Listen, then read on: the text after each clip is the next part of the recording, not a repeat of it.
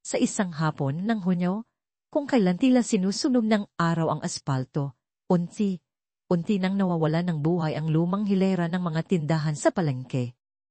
Ang ingay ng mga nagtatawaran sa pwesto ng gulay, ang busina ng mga jeepney sa malayo, at ang kalampagan ng railes ng light rail kay sitay lumilikha ng nakapapagod na harmonya ng tag-init. Ibinawas-iwas ni Althea ang kanyang sombrerong gawa sa nito para mahanginan habang pinupunasan ng pawis sa kanyang noo. Mataas pa ang araw, ngunit kalahati ng mga gulay na kinuha niya kaninang umaga ay hindi pa rin nabebenta. Igla, isang malakas na kalabog ang umalingaw-ngaw at ang ingay ng palengke ay tila bulang naglaho. Isang payat na matandang babae, suot ang kanyang lumat-pudpod na damit, ang bumagsak sa mainit na semento. May mga taong nag-aalalang sumisilip mula sa malayo. Mayroon ding umiiling at nagmamadaling umalis. Ngunit si Althea, walang pag-aalilangan, ay ibinato ang sombrero at tumakbo palapit. Ang kanyang gasadong tsinelas ay lumilikha ng tunog na plap sa semento.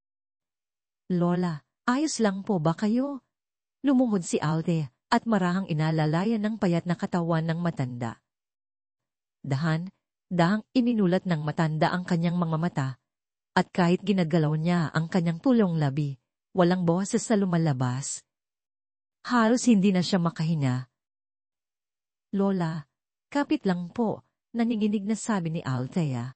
Si Leo, ang anak niyang naglalaro sa ilalim ng tolda ng kanilang pwesto, ay napansin ang pag-aalala ng ina at daling tumakbo palapit. Kumapit siya sa dulo ng luma nitong apron at nanlaki ang kanyang malalaking itim na mata sa pag-aalala. Pabulong na nagsalita ang matanda. Halos hindi marinig. "Tubig. Kahit kaunti lang." Nagpalinga si Althea. "Naku, pasensya na po. Wala po akong dalang tubig dito." Sa pagkakataong iyon, iniabot ni Leo ang kanyang maliit na tumbler. May laman pa itong acid na isang lagok pa lang ang naiinom niya. Ibinigay iyon ng kanyang ina para inumin niya kapag nauhaw siya sa tanghali. Nakatitig ang kanyang malinaw na mga mata sa matanda at ang kanyang boses, bata ay malinaw na umalingaw-ngaw sa paligid. "Lola, inumin niyo po ito." "Hindi pa po uhaw, si Leo. Sabi ko ni Mama, kailangan unay ng mga pagod." Ang magulong sulok ng palengke ay biglang natahimik. Itinigil ng tindero ng isda ang paghawak sa kanyang kutsilyo at ang nagtitinda ng prutas ay huminto sa pagtimbang. Ang kanilang mga mata ay nakatuon sa maliit na bata na sa kanyang musmos na salita ay tila kinanti ang habag na natutulog sa puso ng lahat. Sa kabilang pwesto ng gulay, si Aling Susan ay bahagyang umiwi, ngunit agad ding tumahimik. Naluluhang kinuha ni Althea ang tumbler mula sa anak. Dahan niyang binuksan ito at inalalayan ang ulo ng matanda para dahan itong makainom. Bawat lagok ay tila kayamanan sa matanda na parang isang manlalakbay na nakahanap ng oasis sa disyerto. Ilang metro ang layo, isang itim at mamahaling kotse ang tahimik na nakaparada. Bahagyang nakababa ang bintana sa likuran at sa loob ay nakaupo ang isang binatang presidente ng kumpanya, si Miguel, na nakasuot ng eleganteng beige suit. Nakakunot ang kanyang noo habang nakatingin sa nagkukumpulang tao. Narinig na niya ang nangyari mula sa kanyang driver. Ang kanyang matalas at malamig na tingin ay dumapo kay Althea at sa bata. Isang bahagyang ngisi ang gumuhit sa gilid ng kanyang labi. "Siya pala," bulong ni Miguel. Sa kanyang kalmadong boses, may nakatagong mapanuring hinig. Ang maubos ang iced tea, bahagyang bumalik ang ulirat ng matanda. Nagtanong si Althea, ngunit puro iling lang ang sagot ng matanda. ang mababakas sa kanyang mga mata.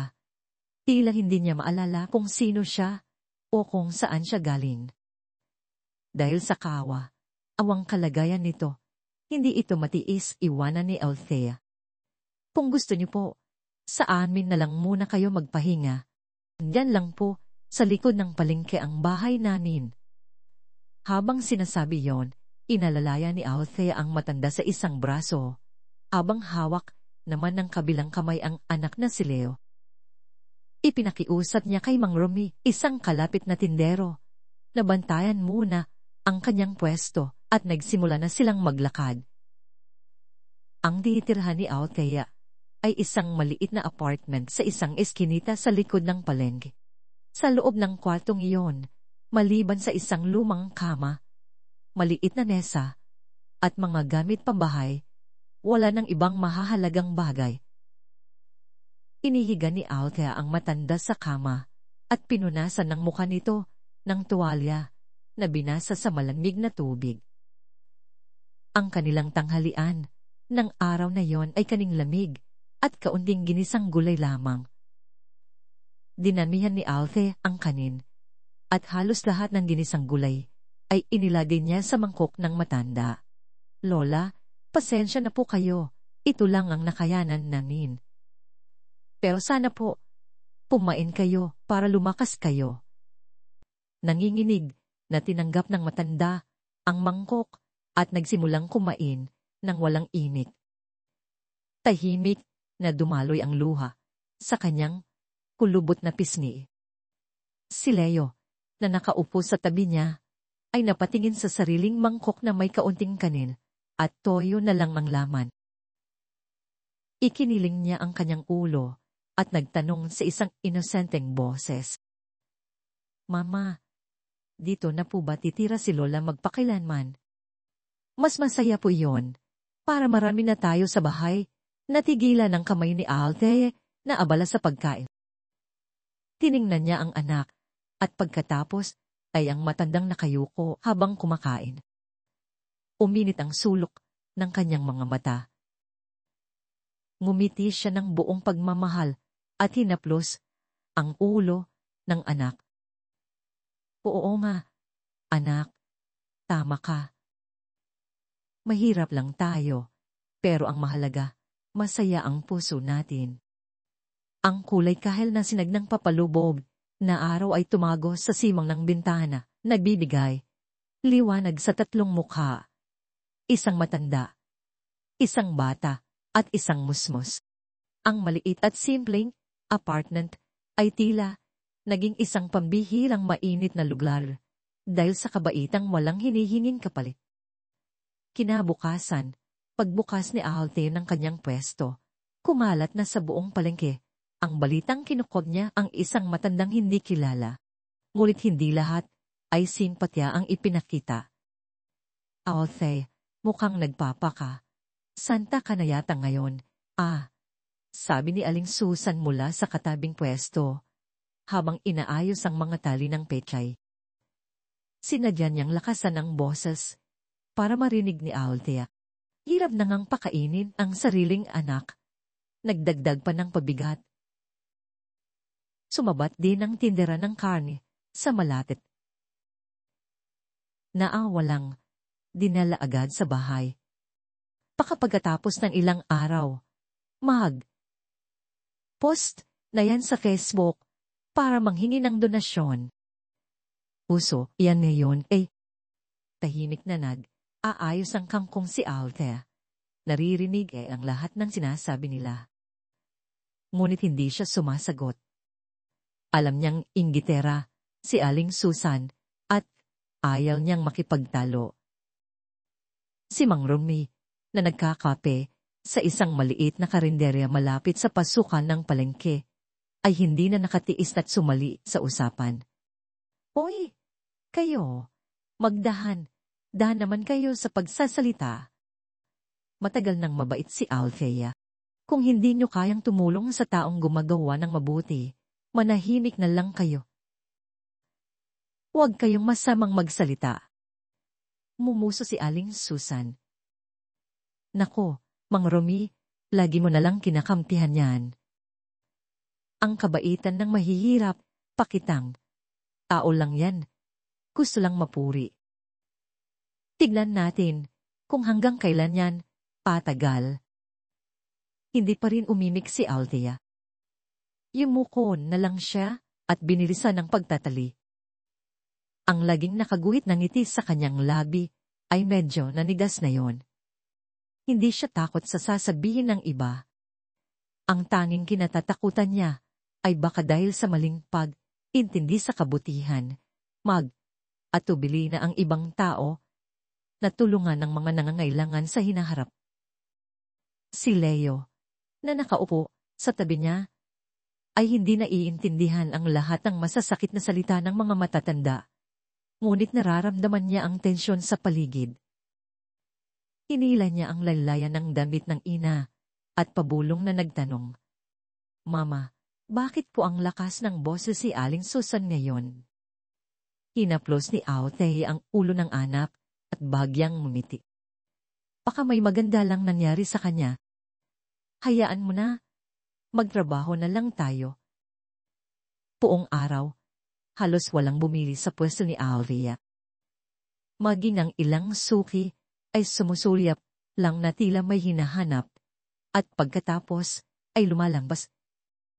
Naapektuhan sila ng mga tsismis ni Aling Susan.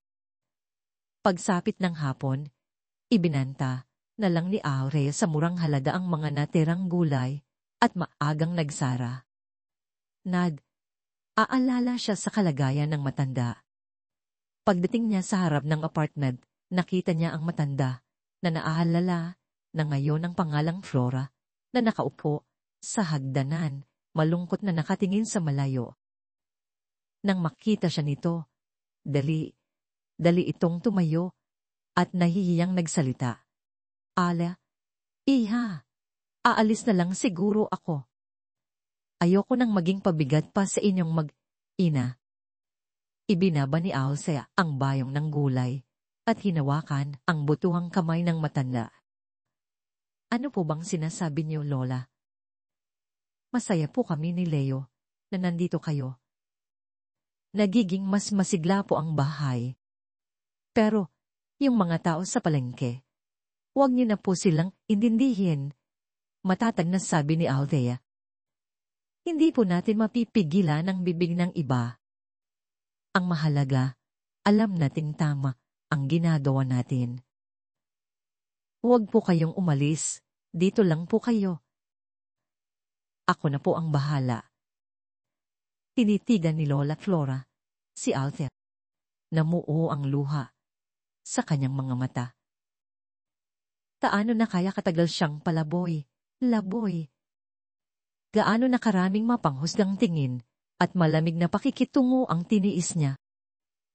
Ito ang unang pagkakataon na may taong naging ganito kabait at katapat sa kanya. Iginya ni Althea si Lola Flora papasok. Medyo mabigat ang kanyang dibdib, ngunit wala siyang pinagsisisihan. Naniniwala siyang kahit gaano kaliit ang butil ng kabutihan, ito ay mamumulaklak balang araw. Hindi niya kailangan ng pagkilala mula sa iba. Sapat nang lumaki ang kanyang anak na nauunawaan ang halaga ng pagiging mabuti sa kapwa. Nang gabing iyon, habang nakahiga sa tabi ni Leo at pinakikinggan ng mahinding nitong paghina, bumalik sa isip niya ang mga salita sa palengke. Ang kita sa gulay ay sapat lang para sa kanilang pagkain sa araw-araw. Paano niya pagkakasyahin ang pera ngayong may isa pa silang bibig na pakakainin?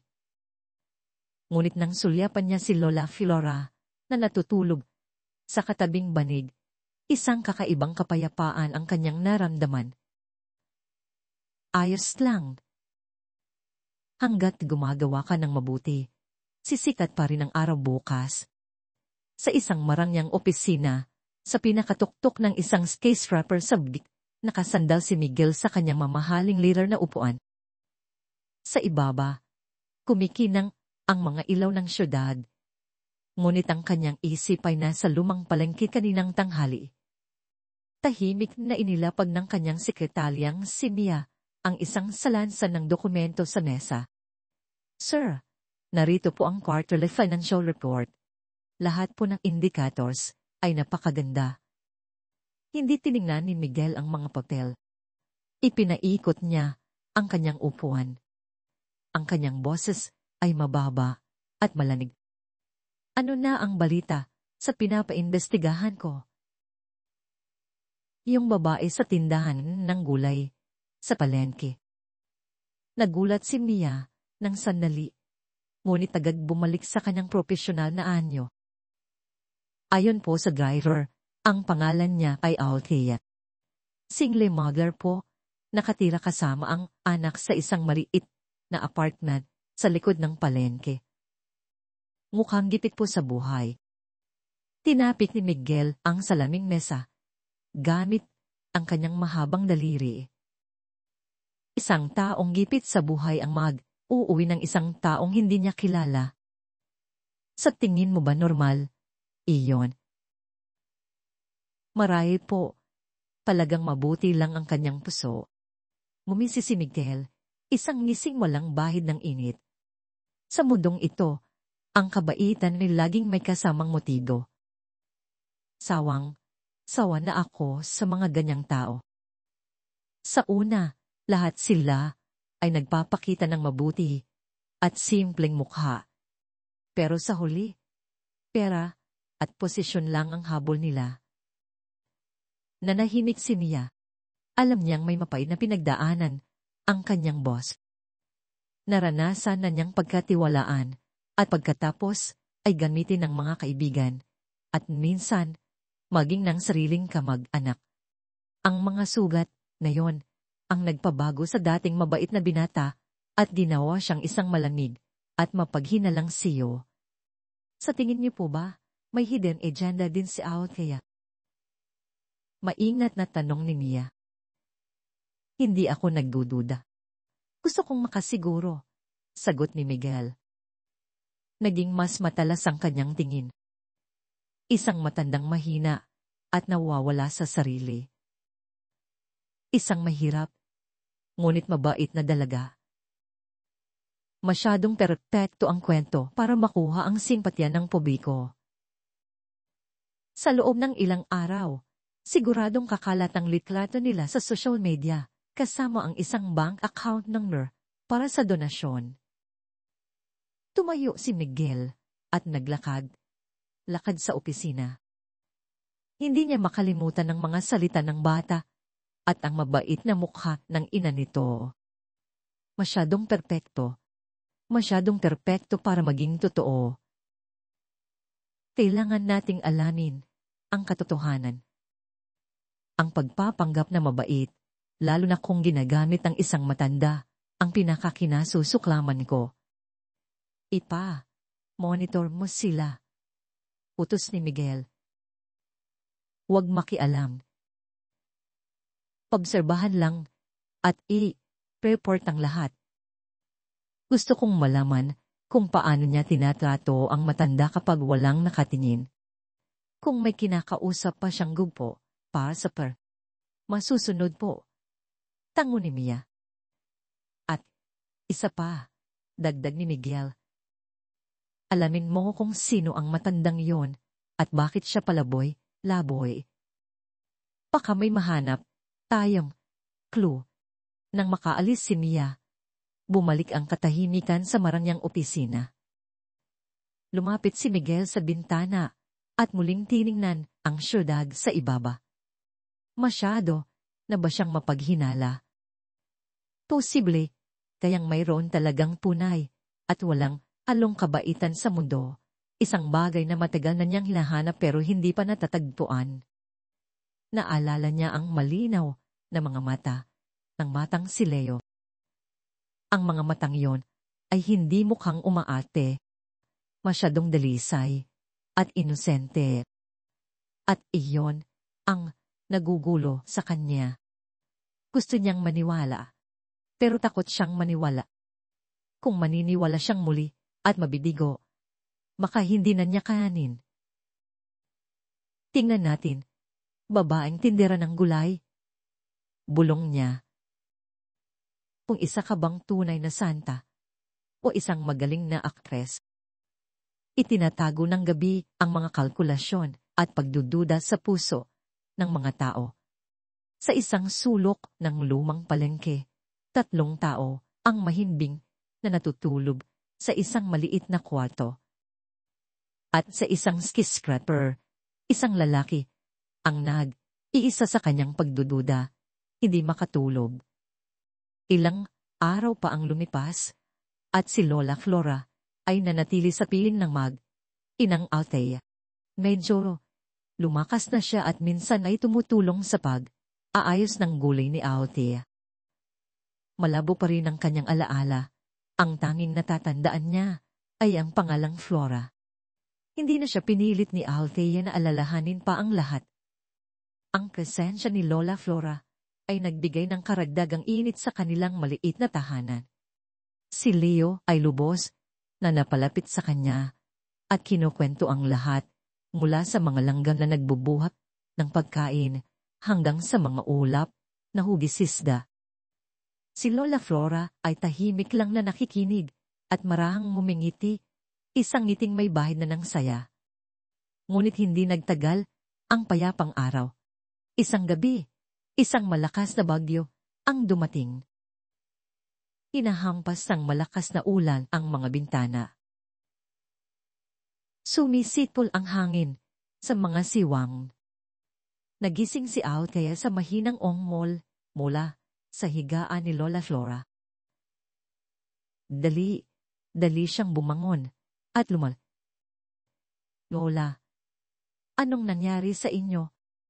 Nakabaluktot si Lola Flora at ang kanyang noo ay aapoy sa lagnat. Hirap siyang huminga. Dalhin mo ako sa ospital, sabi niya sa mahinang boses. Nataranda si Althea. Isinuot niya ang manipis na kapot at pinasan si Lola Flora. Nagising si Leo sa ingay at napaiyak nang makita ang eksena. Mama, anong nangyari kay Lola? May sakit si Lola, anak. Maging mabait ka, hintayin mo kami dito sa bahay. Pabalik din kami agad. Sinubukan ni Althea na pakalmahin ang anak, pero umiyak itong umiling ng malakas. Ayoko, sasama ako kay mama. Takot po ako isa sa bahay. Isang umiiyak na anak at isang nanghihinang matanda sa kanyang likod. Napakagat, labi si Althea. Wala siyang pagpipilian. Sige na, isuot mo ang kapot mo at sumunod ka lang sa likod ni mama. Okay. Pagkasabi niyon, lumabas si Althea sa bumubuhos na ulan. Pasan si Lola Flora. Paha na ang eskinita at maputik kaya madulas. Ilang beses siyang muntik ng matumba dahil sa bigat ng matanda at sa malakas na hangin. Si Leo, suot ang maluwag na kapote, ay basa na sumusunod sa likod.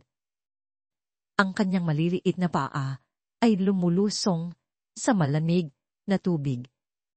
Ang dagundong ng ulan, ang kidlat na pumupunit sa kalangitan, at ang hikbi ni Leo mula sa kanyang likuran. Mama, kaya mo yan. Gagaling din po si Lola, di ba? Makikipaglaro pa po siya sa akin, di ba? Ang boses ng anak niya ang nagbigay sa kanya ng lakas. Nagtiin ang kanyang mga labi.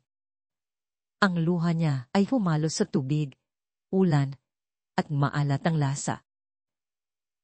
Hindi siya pwedeng sumuko.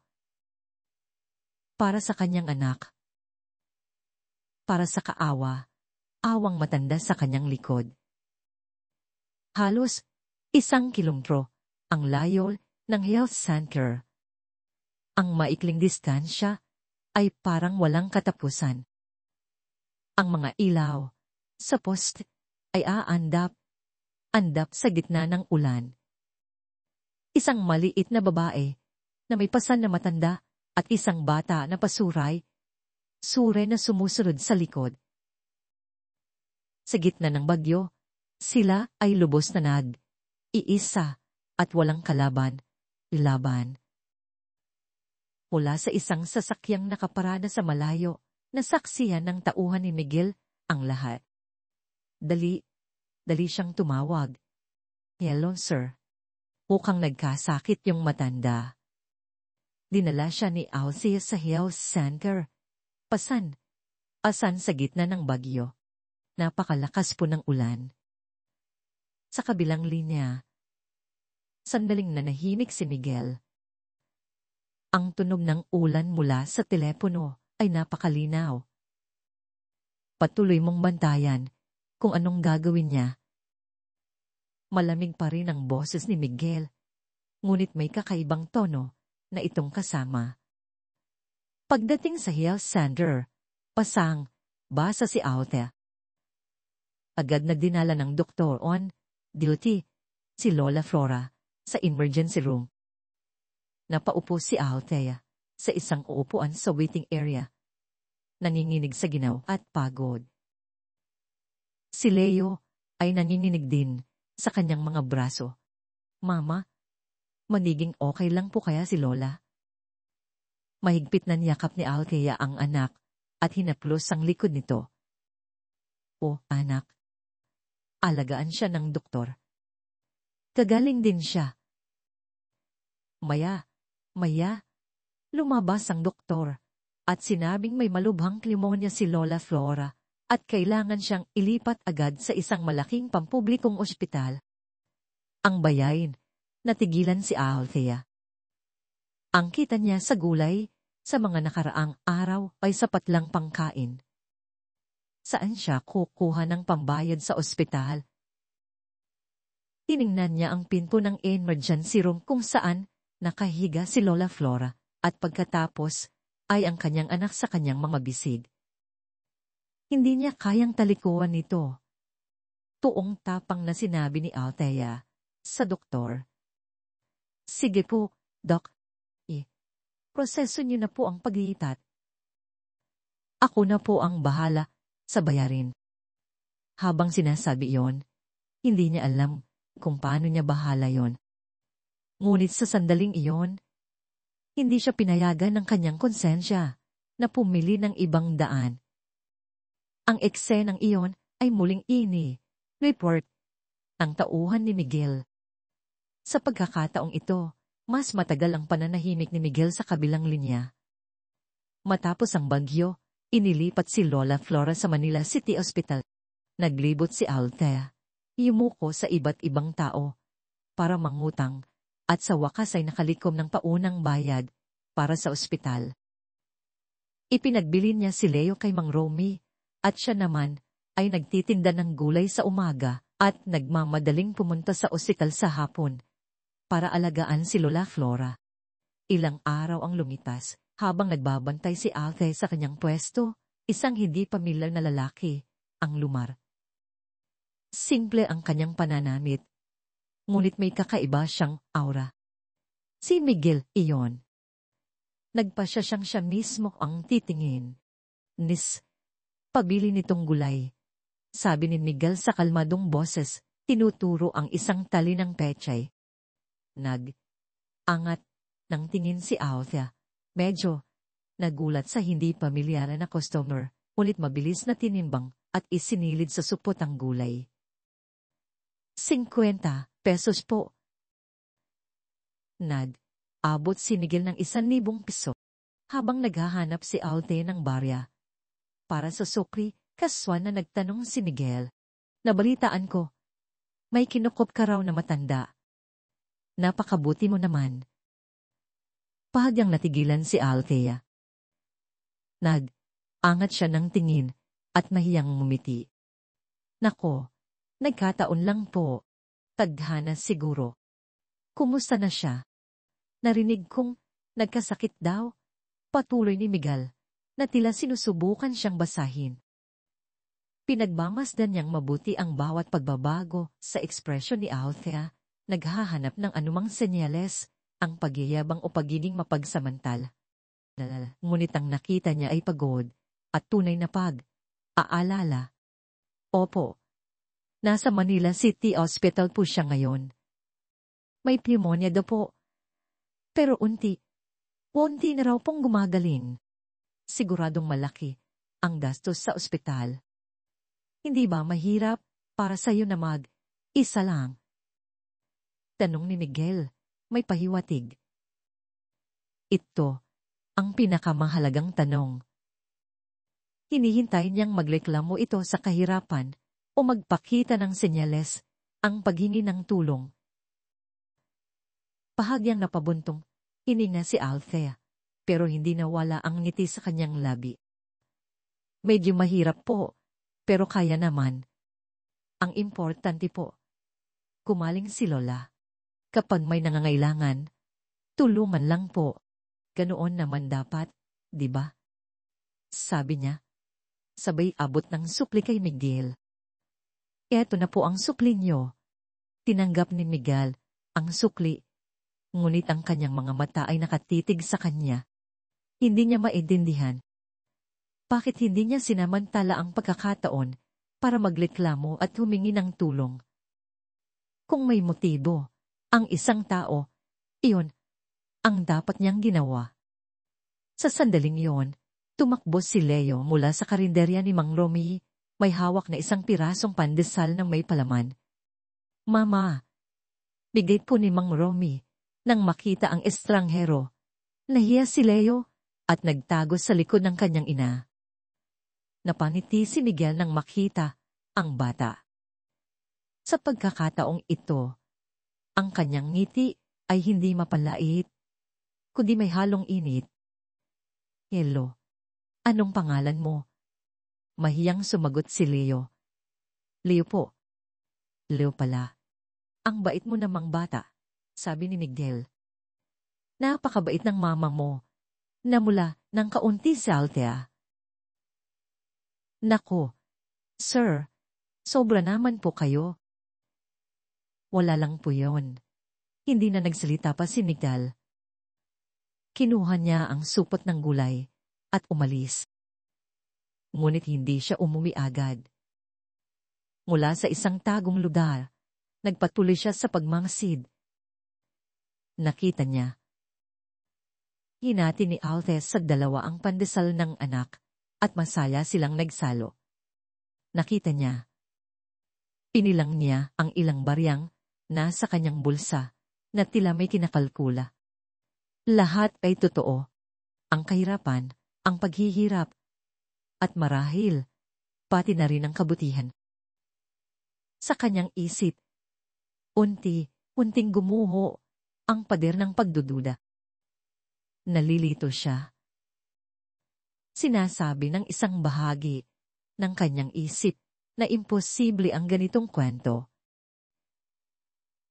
Ngunit ang isa pang bahagi ay naaantig sa simpleng katapatan ng mag-ina. Nagpasya siya. Susubukan niya ito ng isa pang beses. Isang huling pagsubok para malaman ang tunay na pagkatao ng babaeng ito.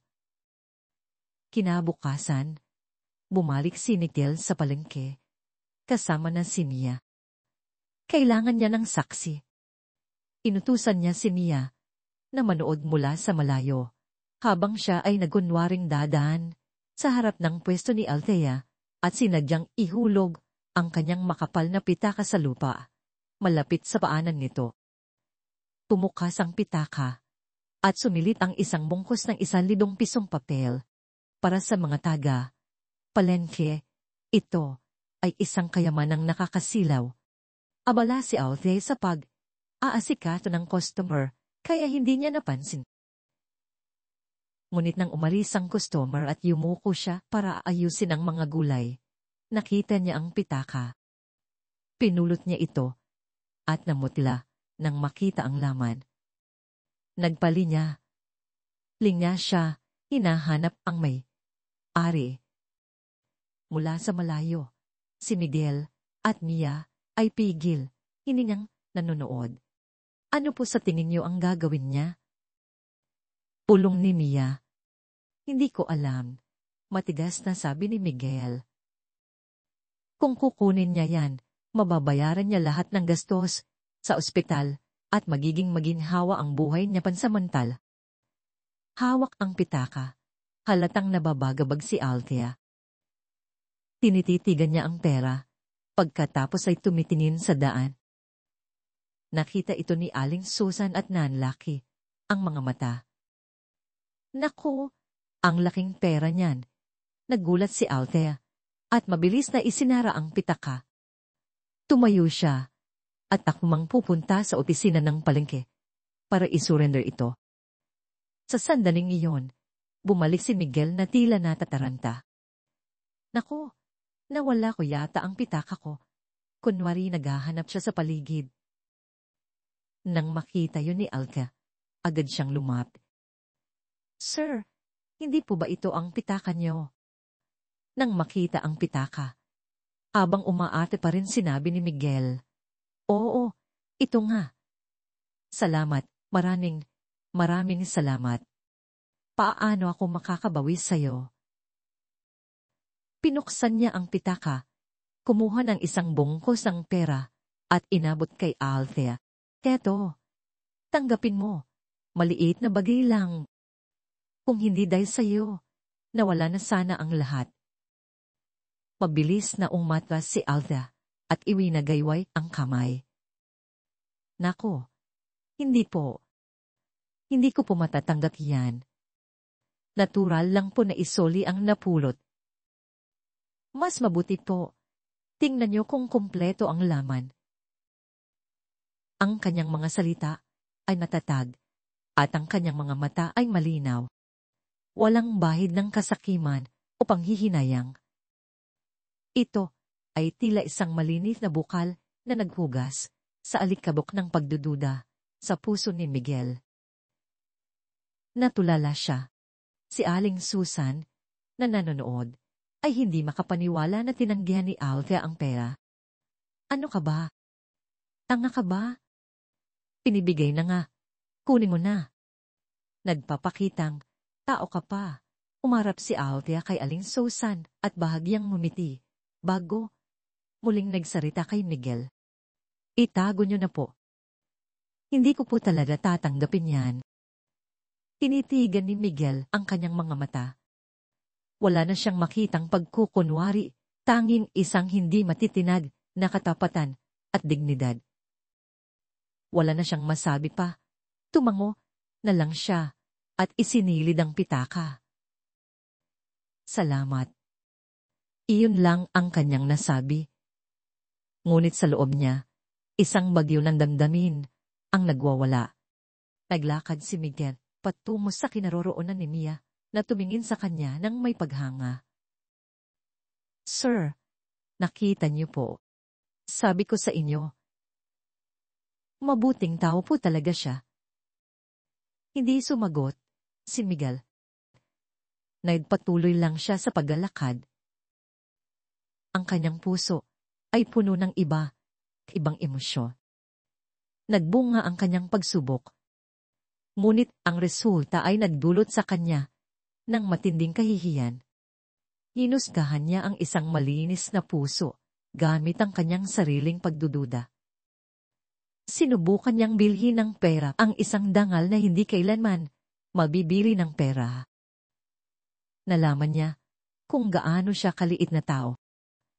Sa unahang pagkakataon, nagkaroon ng lamat ang pagal ng yelo na bumabalot sa kanyang puso sa loob ng maraming taon. Mali siya. Ngunit hindi pa doon natatapos ang lahat. Nakita ni Aling Susan ang lahat. Ang 2 beses na pagbisita ng mukhang mayamang lalaki, ang pag-uusap nila, at ang paghulog ng pitaka at pag-akalok ng malaking pera. At lalo na, ang pagtanggi ni Althea. Hindi makapaniwala si Aling Susan na totoo iyon. May kalokohan dito. Bulong niya sa sarili habang aayos ng gulay. Ang babaeng yan, mukhang maamo, pero napakatuso. Siguradong naglalatag yan ng bitag para makabingwit ng mayaman. Kaya pala siya nagpulot ang matanda. Nagpapabango ng pangalan para mapansin ng mga mayamang mahilig sa charity work. Ang inggit ay isang maliit na baga sa kanyang puso. Siya, na ilang dekada nang nagtitinda sa palengke, ay sapat lang ang kinikita para mabuhay, samantalang ang single mother, na ilang taon pa lang dito ay napapansin na, at ngayon, may mayaman pang lalaking lumalapit. Hindi niya yon matanggap. Nagpasya siyang ilandad ng tunay na kulay ni Althea. Kung umaalte lang ito, siguradong lalabas din ang totoo. Mula noon, masusing minanmana ni Aling Susan ng bawat kilos ni Althea. Kinakausap niya ang mga tao sa paligid, dinadagdagan ang kwento, para maging mas madrama ang tungkol kay Althea at sa misteryosong lalaki. Nakasakay yon sa mamahaling kotse.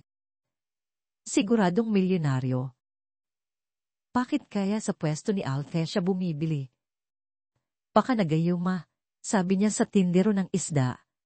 Pero mukha namang mabait si Althea. Mabait? Nako! Yung mga ganyan ang pinakadelikado. Sa tagal ko dito, alam ko na. Kung sino pa ang mukhang inosente, sila pa ang may itim na bodhi. Unting kumalat ang tsismis sa buong palengke. Ang dating bulungan ay naging isang kwentong may iba't ibang bersyon. Walang kamalay, malay si Althea, patuloy na nagtatrabaho at aalala sa bala rin sa ospital. Unti nang bumubuti ang kalagayan ni Lola Flora, pero hindi pa masabi kung kailan ito makakalabas. Pabigat ng pabigat ang pasanin ni Althea. Isang araw, nakita ni Aling Susan si Althea na dinatahi ang lumang damit ni Leo. Mukha itong pagod. Sa halip na maawa, lihim na nasiyahan si Aling Susan. Puti na sayo. Nagpapakitang, gilas ka kasi. Lumapit siya at nagsalita sa isang napakatamis na boses. Ate, mukhang hirap ka na yata. Ang putla mo, oh. Angat ng tingin si Althea, nagulat sa biglaang aalala ni Aling Susan. Medyo lang po. Pero okay lang. Alam mo, bakit hindi ka manghingin ng donasyon sa internet? Maraming tutulong sa mga nangangailangan. Lalo na't mabait ka at maganda, siguradong dadami ang susuporta sa'yo. Umiling si Althea. Wag na po. Kaya ko pa namang magtrabaho. At desisyon ko pong tulungan si Lola, kaya ayokong makaabala sa iba. Malamig na tumawa si Aling Susan. Ang tanga mo talaga. May pagkakataon na tinatanggihan mo pa, bahala ka, sabi niya at bumalik sa kanyang pwesto. Sa kanyang isip, may nabubuo ng masamang plano. Kung hindi maghahanap ng tulong si Althea, siya na ang gagawa para sa kanya. Ipapakita niya sa lahat ang tunay na mukha ng Cinderella ng palengke. Kinuha niya ang kanyang lumatgasgas na smartphone. Mayroon siyang mga video na kinunan ng palihim ilang araw na ang nakalipas si Althea na aalaga kay Lola Flora sa bahay. At ang eksena kung saan kausap niya ang misteryosong lalaki. Pagsasamahin niya ang mga ito at gagawa ng isang madamdamin at nakakaiyak na kwento. Ngunit hindi para purihin, kundi para siraan siya. Gamit ng kanyang mga daliring puno ng mali siya, nagsimula siyang mag-kape. Sa kanyang kwento, si Althea ay isang kontrabida na ginagamit ang matanda para makuha ang simpatiya at maluko ang isang mayaman. Pinulag na siya ng inggit at hindi na niya nakikita kung gaano kalupit ang kanyang ginagawa. Hindi marunong sa teknolohiya si Aling Susan, pero magaling ang kanyang anak na babae. Ibinigay niya rito ang cellphone at pinakiusap pang i-edit ang video at post sa isang local gossip page sa Facebook. Ne, ano to? Ilalantag natin ang isang ahas. Sige na, gawin mo na ang sinasabi ko. Paggamat ang may tear siyang pagkak, ay diit, napaka-provocative ng video. Sa simula, nakikita si Alte na sinusubuan ng lugaw si Lola Flora. Isang napakabuting eksena. Ngunit biglang mapuputol ito at ipapakita ang eksena kung saan kausap ni Alte si Miguel. Sinadyang malabo ang kuha para magmukhang may lihim silang pinag-uusapan. At sa huli, ang video ng nahulog na pitaka at kumalat na pera. May kasamang text, ang video, share ang punay na kulay ng mabait na tindera ng gulay sa Sampaloc Palengke. Mga kababayan, huwag magpaloko. Kilala niyo ba si Aute, ang tindera na sikat ngayon dahil sa angkon sa isang matandang palaboy? Ang totoo, isa itong malaking drama para ganitin ng kaawa. Awang matanda, makuha ang sinbatya at makabingwit ng mayaman. Sa katunayan, may video kami ng isang mayamang lalaki na ulit siyang kinakausap at inaabutan ng pera. Hindi ba't isa itong planadong palabas? Share natin ito para mapigilan ang pagsasamantala sa kabutihan. Ipinost ito ng gabi at ang bilis ng social media ay nakakatakot. Sa loob lang ng isang gabi, libo na ang shares at umapaw ang mga komento. Hindi na abala ang mga tao na alamin ang katotohanan. Agad nilang hinusgahan si Althea. Wow, mukha lang pala siyang mabait, pero ang tindi ng racket. Totoo nga, nasa loob mang kulo. Kawawa naman yung matanda. Dapat turuan ng leksyon ang mga ganyang tao. Pinasa ni Aling Susan ang mga komento at napangisi. Pakiramdam niya ay isa siyang bayani na naglantag ng isang malaking kasinungalingan. Kinabukasan, pagbukas ni Althea ng pwesto, napansin niyang iba ang hangin sa palengke. Lahat ay kakaiba ang tingin sa kanya. May mga mapanghusga, may mga mausisa, at may mga nagbubulungan. Aya na siya. Ang mabait na tindera. Totoo nga, huwag kang huhusga sa panlabas na anyo. Hindi alam ni Althea kung ano ang nangyayari. Walang lumalapit sa kanyang pwesto. Maging ang mga suki ay sumusulip lang at nagmamadaling lumalampas. Tanging si Aling Susan ang mukhang normal, kaya nilapitan niya ito. Aling Susan, may nangyari po ba? Akit po parang iba ang tingin ng mga tao ngayon. Nagkunwaring nagulat si Aling Susan. Aba, hindi mo alam. Sikat ka na sa Facebook. Pinabash ka ng lahat. Ipinakita niya ang kanyang cellphone kay Aulia. Naninginig na kinuha ni Althea ang cellphone. Nang mabasa niya ang post at makita ang video, nawala ang kulay sa kanyang mukha. Umugong ang kanyang tenga at nagdilim ang kanyang paningin. Hindi siya makapaniwala. Bakit? Paano nila nagawang gumawa ng ganito kalupit na kwento? Ang kanyang ginawa dahil sa kabutihan ay naging ebidensya ng isang masamang plano sa pamamagitan ng isang malisyosong lente at makamandag na salita. Hindi totoo to.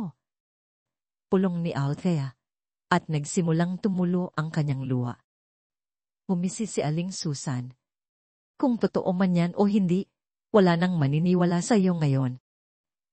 Ang mga tao, kung ano lang ang gusto nilang paniwalaan, yun lang ang nakikita nila. Marami pang gulay sa kanyang pwesto at mataas pa ang araw. Ngunit para kay Althea, ang kanyang mundo ay naging kulay abo. Ang buong palengke ay tila umiikot at ang tingin ng mga tao ay parang mga kutsilyong tumutusok sa kanyang puso. Ngayon lang siya nakaramdam ng ganitong kalungkutan at kawalan ng pag-asa. Ang tsismis ay hindi lang nanatili sa palengke. Umabot ito sa apartment na tinitirhan niya. Kumatok ang landlady na may galit na mukha. Althea, totoo bang ginawa mo yon? Hindi po totoo. Ma'am, biktima lang po ako ng paninira. Desperadong paliwanag ni Althea, ngunit paus ang kanyang boses. Wala akong pakialam kung ano ka, sabi ng landlady. Pero ayokong masira ang reputasyon ng apartment na to. Uusapan ka na ng ibang mga tenant. Bibigyan kita ng 1 linggo para lumipat. Tumalikod ang landlady. Naiwan si Althea na nakatayo sa gitna ng kwarto, tulala. Walang pera, may maliit na anak. Saan siya pupunta? Pagbalik niya sa palengke, mas lumala ang sitwasyon. Walang bumibili ang kanyang gulay at may mga dumadaan pa na nagbibitaw ng masasakit na salita. Pakitang, tao, pati matanda ginamit mo. Hindi ka ba natatakot sa karma? Sinubukan siyang ipagtanggol ni Mang Romy. Hoy, kayo, huwag kayong magsalita ng hindi niyo alam ang totoo. Hindi ganyang tao si Aule. Ngunit ang kanyang boses ay nalunod sa galit ng mga tao. Nakatayo si Leo sa tabi ng ina. Nararamdaman ang galit ng mga tao sa paligid. Natatakot siya at nakakapit ng mahigpit kay Aurea. Ang kanyang malinaw na mga mata ay puno ng pag-aalala. Tumingala siya sa ina at nanginginig na nagtanong. Mama, bakit po walang bumibili ng gulay ngayon? Bakit po sila galit sa'yo? Mahigpit na niyakap ni Althea ang anak. Pinipigilan ng luhang gustong kumawala. Hindi siya pwedeng umiyak sa harap ng anak niya. Kailangan niyang maging matatag. Ayos lang, anak. Baka hindi lang sariwa ang mga gulay natin ngayon. Mamaya, may bibi din diyan. Parang may bumaras sa kanyang lalamunan at nanginginig ang kanyang boses. Ngunit ng araw na yon, walang nabentang kahit 1 tali ng gulay. Sa gitna ng panlalait, nanatili siyang nakaupo hanggang sa magsara ang palengke. Tahimik niyang iniligpit ng mga nalantang gulay. Ang kanyang likod ay mukhang mas maliit at kaawa kaysa dati. Pauwi, tinukso ng mga bata. Sa kapitbahay si Leo. Uy Leo, yung nanay mo, masama raw. Sinungaling daw. Hindi maintindihan ni Leo at napayak. Walang sinabi si Althea. Hinawakan lang ang kamay ng anak at binilisan ng paglakad. Pagdating sa kwarto, isinara niya ang pinto at napaupo sa sahig. Sa sandaling yon, bumuhos ang kanyang luha na parang sirang bipo. Umiyak siya para sa kasalanang hindi niya ginawa, sa kanyang kawalan ng magawa, at para sa kanyang anak na kailangang danasin ng lahat ng ito. Nang marinig ang iyak ng ina, napaiyak na rin si Leo. Ipinulupot niya ang kanyang maliliit na braso sa leeg ng ina at marahang tinapik ang nanginginig nitong likod. Mama, huwag ka na pong umiyak.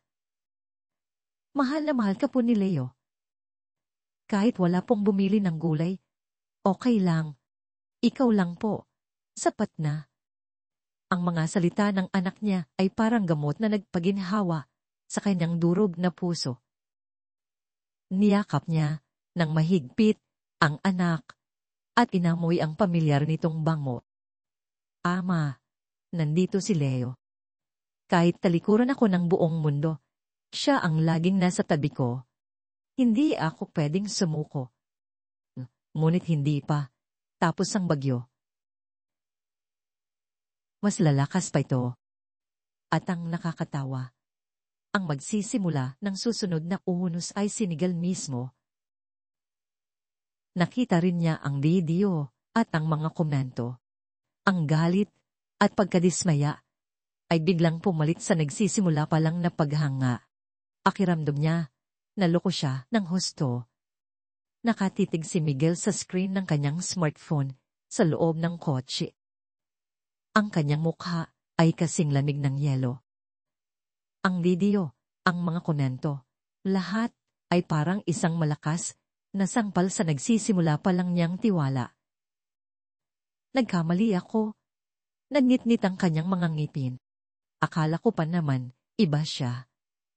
Muling sumakit ang kanyang mga lumang sugat ng pagtataksil. Kumukulo ang kanyang dugo.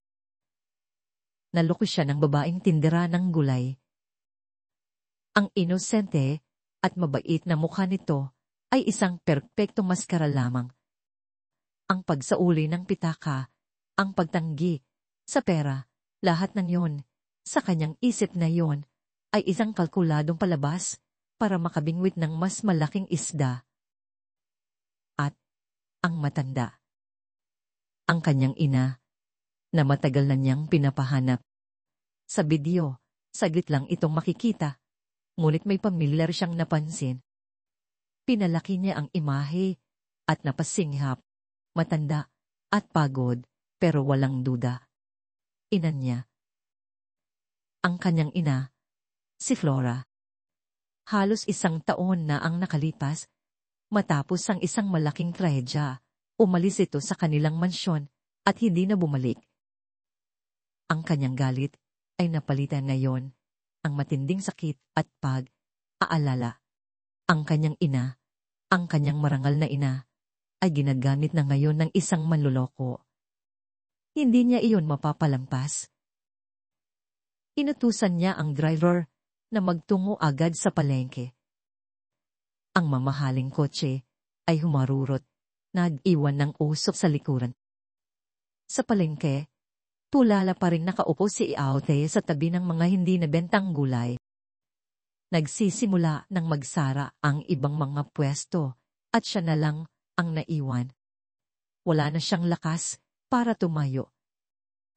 Uminto ang kotse ni Miguel sa pasukan ng palengke at bumaba siya. Naglalakad siya ng mabilis, puno ng galit. Ang kanyang nakakatakot na presensya ay nagpatabi sa mga natitirang tao. Hindi na siya ang simpleng customer. Isa na siyang pinuno ng kumpanya, puno ng awtoridad at galit. Tumayo siya sa harap ni Althea. Ang kanyang malaking anino ay ganap na tumakit sa maliit nitong katawan. Nang angat ng tingin si Althea, ang nakita ng kanyang mga namamagang mata ay ang customer niya ilang araw na ang nakalipas. Tiningnan siya ni Miguel ng malamig, at sa tahimik na palengke, umalingaw-ngaw ang kanyang matalas na boses. Sumagot ka. Bakit mo itinago ang nanay ko? Ang tanong ay parang matilyong pumukpok sa ulo ni Althea. Natulala siya. Nanay niyo. Si Lola. Nanay niyo po. Nanay niyo po. Nawalan siya ng salita. Hindi ko po alam. Hindi mo alam. Mapanuyang tumawa si Miguel. Napakagaling mong aktres. Nakita mo ang nanay ko. Sinamantala mo ang pagkawala niya sa sarili at ginawa mo ang magramang kwentong ito. Ano ang gusto mo? Pera? O ang makapasok sa pamilya namin? Bawat salita niya ay kutsilyong tumataraka sa kanyang sugatang puso. Galit. Sakit. Hindi niya alam kung paano magpapaliwanag. Hindi po ganoon. Desperadong umiling si Althea. Tama na. Sigaw ni Miguel. Ayaw ko nang makarinig ng kasinungalingan. Nasaan ang nanay ko? Nasaan siya? Ang palengke ay natahimik na parang walang tao, at lahat ay pigil. Hininang nanonood sa eksena. Sa malayo, saling Susan ay nakangiti ng may kasiyahan. Sa sandaling iyon, ang kanina pa natatakot na si Leo ay biglang humakbang pasulong. Hinawakan niya ang laylayan ng pantalon ni Miguel at itinaas ang kanyang basang mukha. Ang kanyang malinaw na mga mata ay direktang nakatitig sa galit na lalaki. Ang kanyang boses bata, ngunit malinaw, ang bumasag sa nakakabinging katahimikan. Kuya, hindi po tinatago ni Mama si Lola. Gusto lang po ni Mama na hindi ginawin si Lola. Ang inosente at napakadalisay na mga salitang iyon ay may bigat na parang 1,000 bato. Ang buong palengke ay tila huminto sa pag-inom. Ang mga salita ng bata ay parang malamig na tubig na ibinuhos sa aapoy na galit ni Miguel. Natigilan siya at napatingin sa maliit na bata. Sa mga mata nito, walang kasinungalingan o pagkukunwari. Tanging takot at malalim na pagmamahal para sa kanyang ina. Iglang nanghina ang kanyang paniniwala. Tiningnan niya muli si Althea. Naninginig ito at dumadaloy ang luha sa kanyang maputlang mukha. Hindi ito ang itsura ng isang manloloko na nanghuli sa akto, kundi ang itsura ng isang inosenteng tao na sinampal ng isang napakabigat na paratang. Nagbago ang tingin ni Miguel. Nalilito siya. Muli na naman ba siyang magkakamali? Habang naghahari ang katahimikan, ang mga salita ni Leo ay tila umuulit pa rin. Hindi makagalaw si Miguel nakatitig sa ina na may magkahalong emosyon. Hindi niya alam kung ano ang sasabihin. Doon lang bumalik sa sarili si Althea. Pinunasan niya ang kanyang luha at, kahit nanginginig, nagsalita sa malinaw na boses. Ang nanay niyo po, nasa Manila City Hospital. May tinimonya po sa salitang ospital na tauhan si Miguel. Dali niyang kinuha ang cellphone at tinawagan si Mia. Magpadala kagad ng tao sa Manila City Hospital. May pasyente doon na matanda. Ang ngalan ay Flora. Alamin mo ang kalagayan niya at ilipat agad sa Lucas, bilisan mo. Pagkababa ng telepono, tiningnan niya muli si Althea. Medyo humupa na ang galit niya, napalitan ng pagkalito at isang bagay na parang pagsisisi. Ngunit hindi pa rin niya binago ang kanyang malamig na expression. Pupunta ako sa ospital. Pero huwag mong isipin na tapos na to. Kung may mangyaring masama sa nanay ko, mananagot ka, sabi niya at mabilis na tumalikod, tulad ng pagdating niya. Hindi niya kayang lumingon. Wala siyang lakas ng loob na harapin ang malinaw na mga mata ng bata at ang durog na tingin ng ina nito. Umalis ang mamahaling kotse at bumalik ang palengke sa dati nitong anyo. Nagsimulang magbulungan ang mga tao. Ano? Nanay pala ng CEO yung matanda. Kung ganoon, ang lakas ng loob ng ate na yan. Inamit niya ang nanay ng isang mayaman. Lagot na siya ngayon. Wala nang naririnig si Althea. Napaupo siya at niyakap si Leo. Tila naubos na lahat ng kanyang lakas. Pagkatapos ng bagyo, tanging mga wasak na piraso ng kanyang puso ang natira. Higit pa sa panlalait, ang pinakamasakit tayang pagyurak at pagdududa sa kanyang kabutihan. Tahimik na lumapit si Mang Romy at ipinatong ang kamay sa kanyang balikat. Umuwi ka na, Eha. Darating din ang araw, maiintindihan ka nila. Nag-angat ng tingin si Althea at muling bumuhos ang luha. Mang Ronnie, may mali po ba akong ginawa? Napabuntong, hininga si Mang Ronnie. Wala kang ginawang mali. Ang mali ay nasa puso ng mga tao. Minsan, mahirap maging mabuti sa mundong ito. Pero hindi ibig sabihin noon, babaloktutin mo na ang puso mo. Ang tuwid na puno, kahit matuyo, tumid pa rin. Sige na, uwi ka na. Tumango si Aldea at pilit na tumayo. Tinulungan siya ni Mang Romy na magligpit ng mga gulay. Sa ilalim ng mga tingin ng buong palengke, malungkot na umuwi ang mag-ina. Nang gabing iyon, hindi makatulog si Althea. Bakit mo itinago ang nanay ko? Ang mga salita ni Miguel ay paulit-ulit na tumutusok sa kanyang dibdib. Ang ginawa niya ay dahil sa awa, ngunit sa mata nito, isa siyang tusong kontrabida. Masakit, pero kasabay nito, may kaunting ginhawa siyang naramdaman.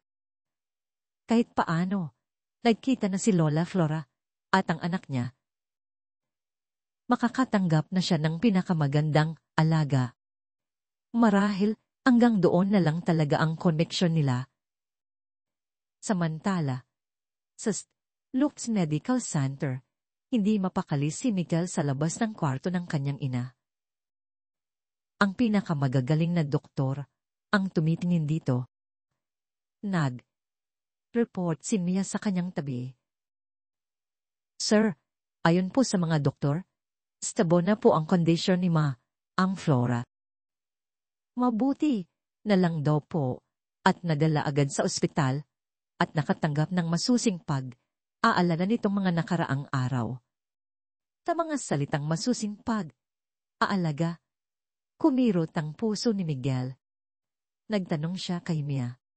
Yung nangyari sa palengke. Alamin mo kung sino ang nag-post ng video na yon. Opo, sir. Hinilot ni Miguel ang kanyang sentido. Ramdam ang pagod. Nawala na ang galit. Taning pagkalito na lang ang natira. Naging dalos siya at emosyonal. Sa harap ng maraming tao, ibinuhos niya ang galit sa isang babaeng walang laban. Pumalik sa isip niya ang mga luhang mata nito at ang mga salita ng kanyang anak at sinisisi niya ang sarili. Kailangan niya ng katotohanan. Isang katotohanang hindi nababahira ng emosyon o tsismis. Inilipat si Lola Flora sa isang date room, may pinakamodernong kagamitan at alaga, pero mahina pa rin siya at piraso pa rin ang alaala. Nakilala niya si Miguel, pero ang mga nangyari noong palaboy. Laboy siya ay blanko sa kanyang isipan. Miguel, hinawakan niya ang kamay ng anak. Ma, ako to. Kumusta ang pakiramdam mo? Umupo si Miguel sa tabi ng kama. Ayos lang ako, anak. Medyo pagod lang. Nilibot niya ang tingin sa marangyang kwarto. Tila nagtataka. Nasaan ako? Nasa ospital ka, ma. Magpahinga ka lang. Sinubukan ni Miguel na usisain kung ano ang nangyari tungkol sa tindera ng gulay, pero puro iling lang ang sagot ni Lola Flora. Wala siyang maalala. At iyon ang lalong nagpagulo sa isip ni Miguel. Lumabas siya ng kwarto at sinalubong si Mia. Anong balita? Sir, ang unang nag-post po ay account ng anak ni Aling Susan, ang katabing pwesto ni Althea. Kumunot ang noo ni Miguel. May galit pa ang Susan na yan kay Althea. Ayon po sa ilang araw na pagmamangman ng mga tao natin, matagal na pong naiinggit si Susan kay Althea at madalas itong paringgan. Inggit po siguro. Tahimik na isip si Miguel.